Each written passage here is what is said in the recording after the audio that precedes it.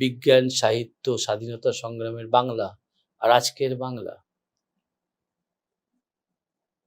অর্থাৎ দক্ষিণেশ্বর মন্দিরকে ঐতিহাসিককারীরা বলেন নবজাগরণের আতুর ঘর।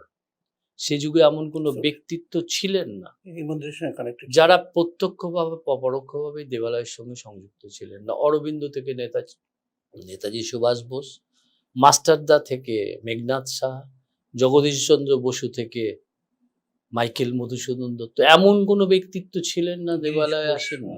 প্রতি শনিবার নেতাজি আসতেন এখানে।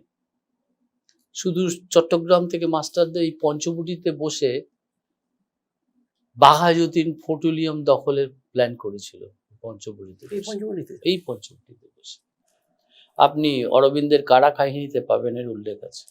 অর্থাৎ দক্ষিণেশ্বর মন্দির ধর্মীয় দৃষ্টিকোণ থেকে যেমনি নতুন দিশা দেখিয়েছে, ভারতের স্বাধীনতা আন্দোলন, ভারতের জাতীয়তাবাদী মুভমেন্টকে ছড়িয়ে দিয়েছে। মন্দিরের গায়ের দেওয়ালে সব ওনাদের ছবি আছে দেখছিলাম আমি। এমন কোনো ব্যক্তিত্ব ছিল না। অর্থাৎ দক্ষিণেশ্বর মন্দির নিছক কিন্তু একটা ঘণ্টার ধ্বনি পুজোর মধ্যে আবদ্ধ একটা মন্দির নয়। এটা আমাদের সংস্কৃতি, আমাদের স্বাভিমান, আমাদের অস্তিত্ব।